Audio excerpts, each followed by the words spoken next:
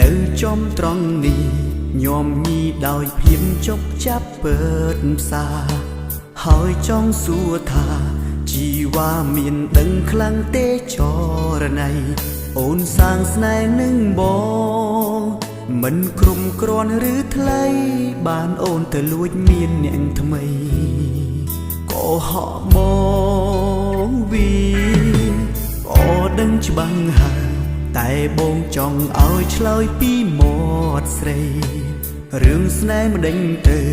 គេនឹងពីលពើពិតជាមានអ្វីឆ្លើយប្រាប់ឲ្យត្រង់មកពុនលោកគុំកាលៃពីងឲ្យពិតចេញពីមាត់ស្រី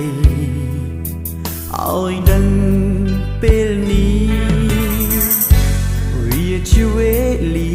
យើងត្រូវប្រែឆាតែសែនស្អប់ណាស់មិនចង់ជួបទេថ្លៃបើធ្វើអងត្រូវហ៊ានទទួលការបើព្រោះអូនហ៊ានក្បត់ចិត្តប្រូស្មោះស្នេហាមិនដេញធ្វើប្រងើយមិនព្រមឆ្លើយត្រានត្រោយខ្លាចមែនទេឬក៏មាសមេរួមនឹងគេ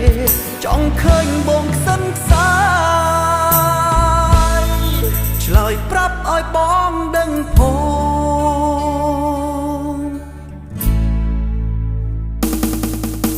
ក៏ដឹងច្បាស់ហើយ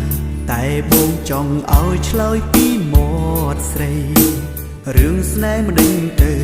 គេនឹងពីលពើពិតជាមានអ្វីឆ្លើយប្រាប់ឲ្យត្រង់មកពុនលោកគុំកាលៃពីងឲ្យពិតចេញពីមាត់ស្រីឲ្យដឹងពេលនេះវាជាវេលាយើងត្រូវប្រែឆាតែសែនស្អប់ណាស់មិនចង់ជួបទេថ្លៃបើធ្វើអងត្រូវហ៊ានទទួលការបើព្រោះអូនហ៊ានក្បត់ចិត្តប្រូស្មោះស្នេហាមិនដឹងធ្វើប្រងើយមិនព្រមឆ្លើយត្រានត្រោយខ្លាចមែនទេឬក៏មាសមេ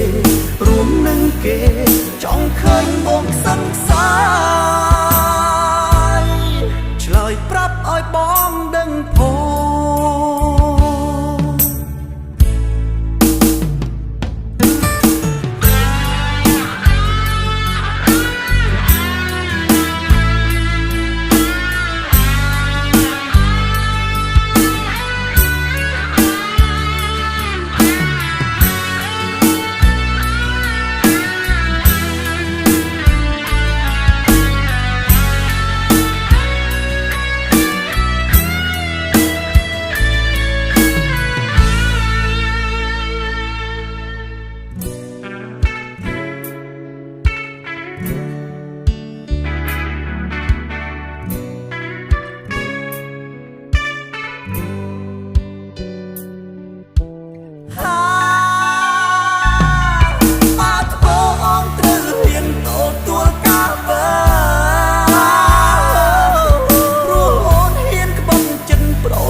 ស្នេហា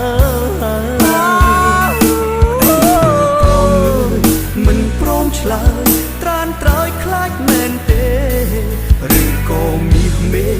រួមនឹងគេចង់ឃើញបងខ្សិនខ្សា